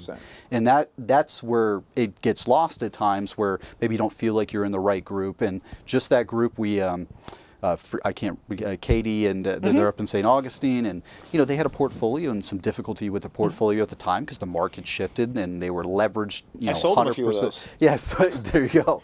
They were leveraged at 100%, and they're in a market like Jacksonville that some of these areas are not well appreciating or don't sustain the recession, if you will, as much. And I took the time and went through the portfolio and said, hey, you got to, it's a fire sale. There's no money here. There's no refinance. Like, this is what you have to do. It didn't net me anything to go, I can't do the loan for you. Yeah. It was just the right thing because these are good people trying to do good business and just build wealth, the American dream. But if you look at them, discussed. they're big on giving value because you've seen what you've helped them on, right? So I met them even though we had done business, I met them for the first time at Boardroom. And I said to them in San Diego, why did you get up there and lie? It's like, what do you mean? I sold you a few of those houses. They're on that list. I know your numbers. Because they don't, and I told them then, we sold them like 3 or 4. Their lender, for some reason, we were included on all the packages. We knew what I'm like, what the heck? 2020, 14%. These I'm like, oh my God. And they still had them. And I'm like, if you're not going to be honest here, and be, I'm not saying you got to be vulnerable to a certain point. Sure. You're not going to get the value out of it. No. And I didn't, because I never met them, but I knew Peachy Pelican, right? I'm like, I heard the name and I was like, well, let me see these two because we had some good issues with them, right? Because they didn't know how to do real estate. They really didn't. At all. I think that's something you and I have talked about. Well, some people remain nameless, but I see people that are out there and I see their portfolios. They send it to me for financing. I'm like, you don't know what you're doing. Right. You're not buying right at the end of the day. That's usually what it is. But they're wholesalers, right? That tends to be their origin story, is born out of... I think they're good marketers, though. I know who we're talking about. Amazing marketers. Right. Like, by Fabulous. far, fabulous marketers. But the lane isn't perfect real estate investing. No. And the problem with that is, people trust these people, put their capital into the hands of these people. And somebody had asked me what I thought about that, and I was like, oh, man. Yeah, you and I, we don't want to disparage people. I'm not in the business of just bad-mouthing anybody. It was a friend, and he was whatever. And he still did, right? He signed up for a course, and I said, dude, you know more than that. He yelled at me later. I'm like, dude, I told you so. Yeah. Right? I told you knew more. He don't want to give himself credit for it, But you also indicated something is like, there is if you go to these events and you're not vulnerable about your issue that you need to address or whatever that next step in your success is, you're never going to get there. You got to be open with people to say, this is the help I need. This is what's happening. I'm good at that now. I suck. Tell me how to fix this, Tell me how right? to fix it. Yeah. And especially when you're at these RIAs and people are like, I'm new here. And I'm like, did you raise your hand? Did you say, listen, I'm new here. I would love the ability to have some guidance from somebody that's seasoned in this room. I will help you paint on a weekend. I'll help you with little demo, whatever it is. What can I give of value to you? It carries a lot of weight. It does. If you leave, but they're afraid. They're afraid, or they're shamed in the room. Like a boardroom, it's I don't want to. You still want to keep something behind the curtain, like Oz of I can't tell them my real numbers, or maybe they'll think I don't belong here, and you gotta wipe that out. Yep. Otherwise, you'll never get the help. That's part of being like the imposter syndrome. It is, and people suffer. I'm fortunate that people ask me to speak on what I do a lot, and I always ask the question, how many people here haven't done the deal yet? Okay, I want to start with that, because then I say, I sat in your seat just this many years ago. I want to speak to those people because I remember sitting in that seat thinking, can I do this? And when I tell them, okay, yesterday was only 6 years in the business for me. Take year 1 out, take everything in 5, right? Bought a house August 28th, 2019. Sold a house. Thankfully, there was a few in the middle of that, right? But that turns out to be my daughter's birthday, too. And what an education in those 6 years. Paid for a lot of it, won, lost. Look, yesterday to clear a partnership and everything, I brought $38,000+ to the closing table to say, get out of my life. It wasn't a problem. But then we also said, hey, all these deals we did, you have not recorded with your title company one satisfaction of mortgage. I'm okay because we're paid out on the HUD. The problem was I was paying off on this. There was 3 loans in one package, right? Where was the first one recorded and released? It wasn't satisfied. Now on that HUD, but now on this one, I was just paying off the 3rd before, right? Just to be done and out. Yeah. So I wanted the satisfaction recorded. But I use a different title company for it now. I refuse to close the other place. Not one satisfaction recorded in all my transactions, it turns out, probably. I asked my assistant, I'm like, hey, we always ask for a copy of that. He's like, yeah, but I thought that was your friend and we didn't want to bug him anymore. I'm like, okay. Now, I don't have any exposure. But my lawyer said statute 704 point whatever, they only have 60 days to record that because that's a title exemption, isn't that? That they say is handled. I don't know a title company, thankfully, so I don't know what the ramifications are. Yeah, I'm sure it's not good, you know. But I want mine, right? He emailed me and said, hey, can you give me a list? I'm not going to give you a list, dude. I'm not going to do any more of your work for you. No. Right? No. You're supposed to give them to us. We asked for them, but my assistant didn't want to bother you and your people because they didn't respond to her. Only when I got involved, and that's why we don't close there, right? Trying to part ways as friends, but my files matter. But, you know, hey, it was like Wednesday night I found all this out, call up Siegel. Joe, answer your phone. It's like, what? Oh, is this a problem for me? He's like, no, because you're paid out on the HUD. It's a problem for them, though. Yeah. I'm like, oh, cool, I'm good. Thanks. Go back to whatever you're doing. Yeah. Does. But he answered. He answered. Okay. I said, hey, I got a problem. Answer your phone. Call. Right. He's like, what? And I told him, and he's like, oh, yeah, but you're good. I said, by the way, because he has done loans for me, they didn't satisfy your stuff either. I always joke with him because he owned a title company. It was horrible. And I always said, yours was the worst until this one came along. This one came along. So you're no longer the worst anymore.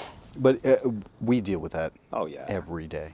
It across the country, and we keep a tight list of title companies we prefer you use, or we'll give you recommendations No. for. I only use, like, if I'm buying from a wholesaler, we set up front, these are the rules.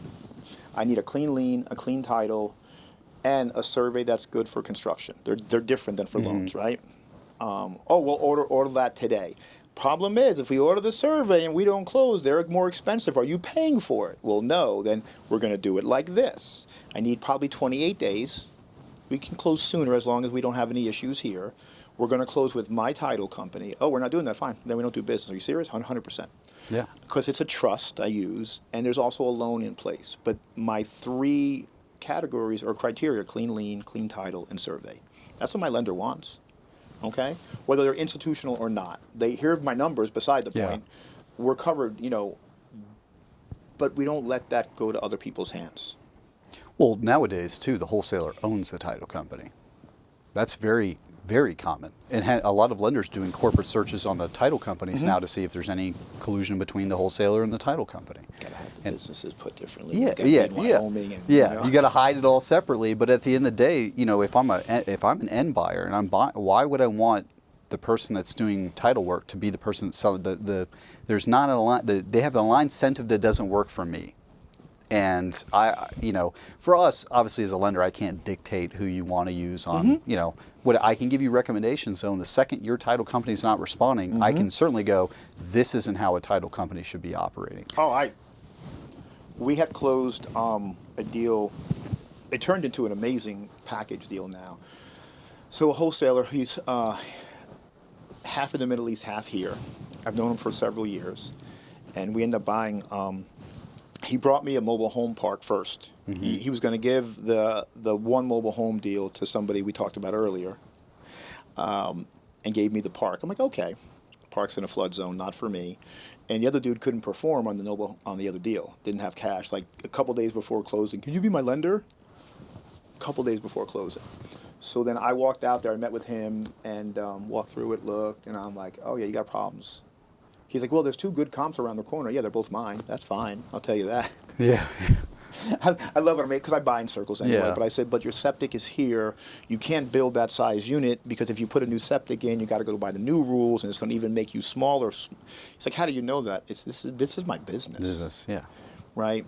I mean, I'm not the guy doing the construction, but I know everything behind it because this is my craft, right? Like yours is yours. Yeah. We're professionals. We get coached. We get taught. We do this for a living. We're not out there just guessing. I didn't know the person with him was the seller. One of them, their kids. They're going to sell us the entire 40-unit portfolio now with owner financing. And when the dude gave me the numbers he was going to offer, I said, whoa, you're offering way too much. He's like, yeah, but they're owner financing it to us. Okay, they're all old units. They can't sell. There's no loans for these but us. All we have to do is replace their cash flow, not a number. He's like, what do you mean? I said, well, we replace, so look, they get X amount a month, but there's taxes and insurance. We're not giving them the tax and insurance money because we're paying for that. We're giving them the money with no headaches. That's a very key point there too. We're But you gotta know replacing that. their cash flow. Right. Saying that is really important. It's not like, it wasn't about the lump sum. Like I'm keeping it equitable to what they're already getting. And We're going to give you this. You don't have to, and you're going to get it no matter what, right? There's never going to be late. There's not going to be an issue, but we're going to handle the headaches. But as those units become vacant, we knock them down, right? And then when they sell, they get X, right? And they're like, really? I'm like, yeah, we can do this really simple. We've structured it. We talked about it. But I know that world. And so this guy's in Egypt right now in Dubai. And he's flying my wife and I were going out for one of his like cousin's wedding and everything next year. So it's going to be cool. Like, you know, those are relationships. Because he's like, man, I was in the same group where I met him was Alex's group. And he's like, I didn't catch that part. I said, yeah, I mean, like creative finance, what you learned over there, like that's a great thing to always keep here. But you got to understand their needs and how you do it. Like you don't give them everything. You got to replace the cash flow, not the cash. Because cash is paying them for the bills they pay too. No, wait a minute, dude. He was offering like, hey, if they want 60, we can give them 80 plus this. And I was like, now you've made the deal unprofitable. It's actually less when you look at it because it's guaranteed. This is what your role are. It's problem solving sometimes. And you can only solve those problems by knowing all the angles you're looking at. And this comes people up. Tell you everything. Yeah, they don't always tell you everything, and something else comes up. And you know, we had an example for another loan officer, and this is a perfect, again, topical example. This lady was picking up a house, and she had a free and clear $200,000 home nearby, and she found a lender that said, "Oh, I'll lend to you on this house, and I'll just use this as collateral." They're unnecessarily collateralizing more of their estate, if you will, and putting it at risk just so this person, in essence, has a very low loan to value, low risk loan for them. I do that with new lenders the first time because, you know, there was somebody in my space who trashed a lot of lenders. And I sat down with two of them in the last 3 months. You're saying you're over collateralized to, like, say you're safe? In the sense that, so, you know, you can lien the unit when I order it because I have VIN numbers, right? And you can lien the land. Yep. And we always have skin in the game. But this other guy who did or does what I do before me had screwed a lot of them, it turns out. In fact, they had found out some things because they said, hey, show me a deal you walk away from, both of them, because they're smart. And I had bought a lot, and then this other guy had bought around me because I developed quick. When I saw that he bought because he doesn't use trust, I stopped. Told my lender, hey, I need to stop because of this. He's piggybacking me. I don't want to do that. Got it. And so then we removed the loan there. I paid it out. Basically, I transferred it to another project, right? 300 days later, not ground broken on any of these. So I walked away, and I didn't realize one was this guy's and one was that guy's. They're like, what do you mean? I go, well, yeah, I mean, you know ground's not broken? Of course, I sent people. Here, look. That's my loan. Oh, that sucks. Where's your money? Right? And because we can show things differently. Look, hey, we ordered the unit. Here's your VIN number. It's $3 if you want to, like, lien it. Yeah. But we're working with somebody right now. We just closed the other day our first deal with him. I said, dude, listen, stop. I understand you're gun shy. We can do two things. You can walk away, and I'm cool with that. Or why don't I just give you a lien against one of my rentals and watch me operate? Yeah. He's like, you're okay with that? 100%. I know we're going to crush it. Yeah. I'm not worried about that. I just either make you comfortable or not, but I don't want the issues that you're having right now because of him. I get it, but you do realize we're not him. But I'm a high-level operator. I'm assuaging your fear of working with me the first time, and that's another strong tactic to utilize. In this case, it seemed predatory to the person that, in my mind, but maybe they didn't have the experience to do what they wanted to do, and so there has to be I want to help you and take the chance, but I'm borrowing the money to help you and take the chance. Yeah. We need to be safe. Safe, yeah.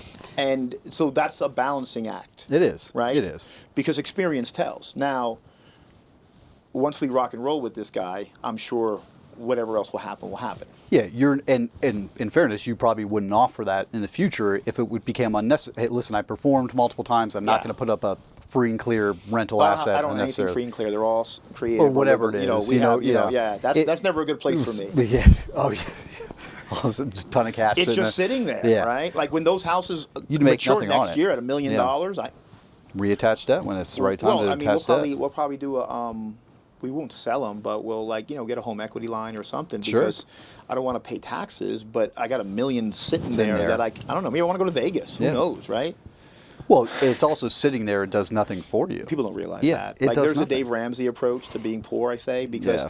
but if that's a scared Dave- tactic. Well, no, Yeah. it's good for people who can't have Self-control. right? Yeah. And yeah. so, but bad for people who want to grow something. It's like you Of have $1 course. million sitting here in equity. You're not going to use it. You're going to go do what? Right? But I mean, it's also different ways. It's for some people, but not for others. Right? I call it, the safe way to go in life. Well, it's the old money's like manure. If it sits in a pile, it stinks. But if you spread it around, it grows. Yeah. And that's a reality. If you're just sitting on it and it's not doing anything, it's actually Oh. losing money to inflation. Oh God. If yeah. inflation is 5, 6, whatever it is, your, Cash in your the money bank. is losing that. Right. And what do you think Chase is doing with your money? They're lending it out and making an arbitrage, or any bank. You know what I mean? So it's if they're willing to do it, why aren't you willing to do it? Otherwise, you're just going to lose. This money is losing money, and you think it's in your account. You think it's safe. You think it's a safety net. And there are times you need liquidity. Don't get me wrong, but Oh, at yeah. the same time, there's a point where too much liquidity is actually you're hemorrhaging money. You don't even know it. Oh, you got to have your operating covered. We have 6 months of operating capital in our general account. Then we have the project accounts. Yep. Projects are funded through their project accounts. Their loans never hit my general. It goes into a project account. Lender wants to see it, give them access to it because we're a Chase Yep. private client. This is your account. Here's your sheet. We pay everything with credit cards that we can for a reason. Besides the Amazon point, and I'm an Amazon junkie, right? It's free. It's the fact that, one, that's Chase's money, not mine. They will go get their money if there's a problem. If it's mine, it's gone, right? Yep. And two, we can show so easy. They see the account, they see, because we use a Google Sheet for them on a project, and when we place something on a credit card, it's linked in a box in the account. They can open it. They can see the withdrawal to the payment, yeah. because I open up the account and I pay it right from that account. That's the only thing at the present I'm not handing off is that, one of my CPAs is going to be my fractional CFO in January, and I'll still do that because it's not my money. I can't trust it to somebody else because I'm responsible. I have to be the steward of somebody's money. Sure. And she understands that. Like, she can queue it up. She can have it all ready for me, which we're going to do, but I have to go review and send it. Well, it makes sense. I mean, But listen, that makes my investors happy. My skin in the game and that approach to it. Here's yours. Go and look, right? Hence why, debating whether if I ask you to open a book on something, everybody should be forthcoming. It's just numbers at the end of the day. Mm-hmm. Right? We all want to achieve the same thing. And I also, as you're raising private capital, you know as well as I do, you want to perform to get more of that capital. And you got to show them too, because Yes. look, I've had, last year, especially in Pasco County, we're 11 months behind on a delivery because of the county in 2 projects. One, they said your city water is at the street and sewer, you have to connect to it. Yes, but it's the street at the top of my street.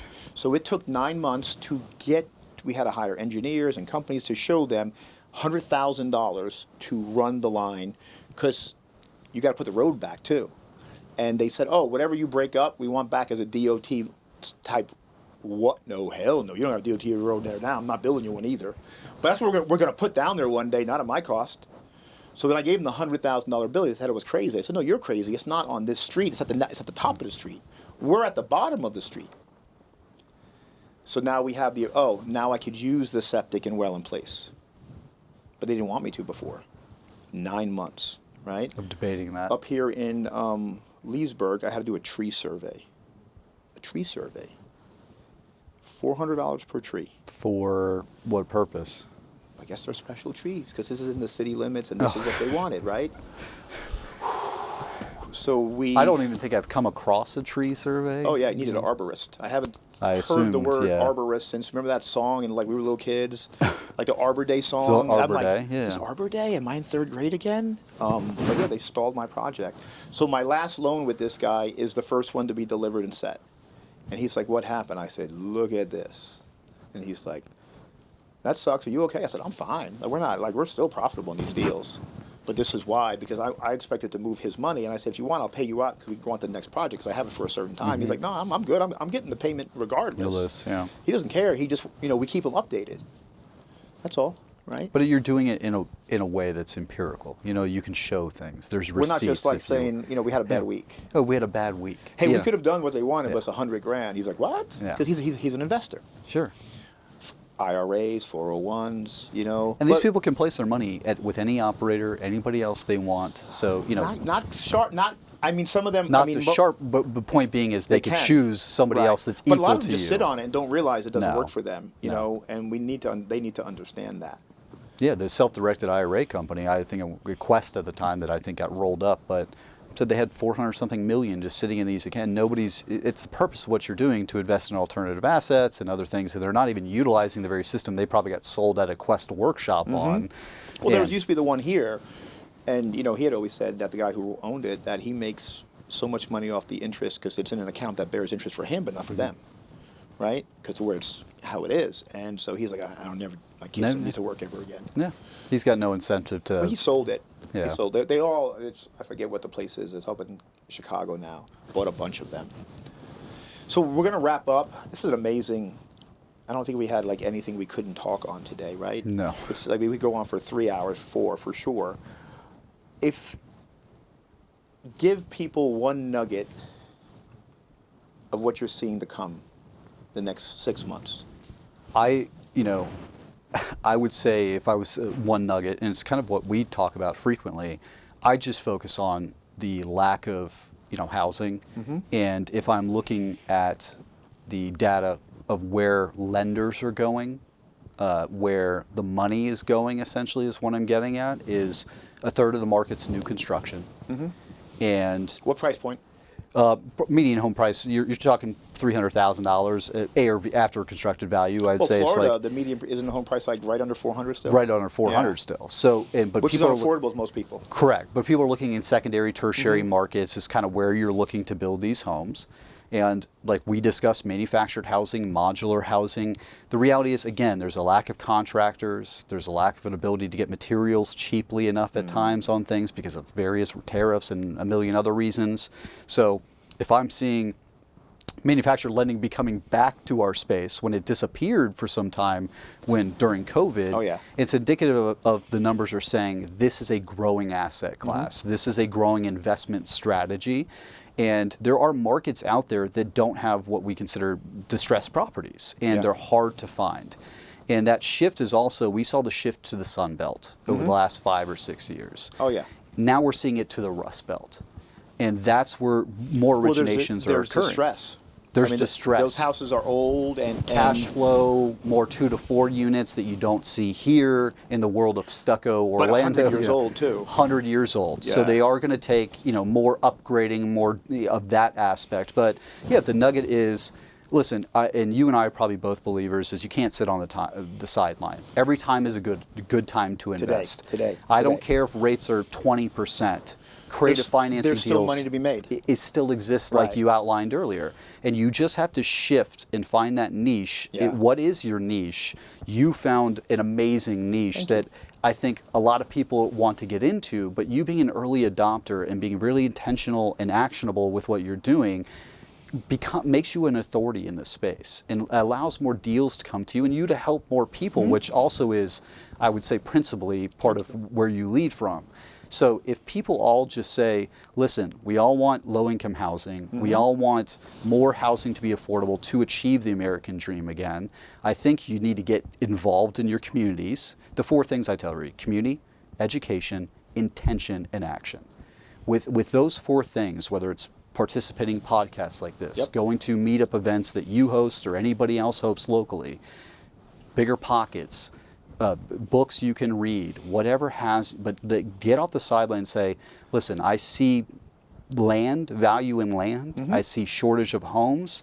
Let me get into building new homes. Let me get into affordable price point homes with manufactured housing that you're going to have way more buyers for in the current market than you would in this luxury space. But people see sexy, shiny, and not want, need. Need to be a need supplier, not a want supplier. This goes away so quickly. So quickly. And people will always need milk. Yeah. Right? Caviar. Yeah. Enough said. Brother, man, I thank you. Great words again. All right. Hey, everybody, thank you for joining us today. Mark Munson, amazing man in so many different ways, and we're lucky to have you guys here today. Thank you.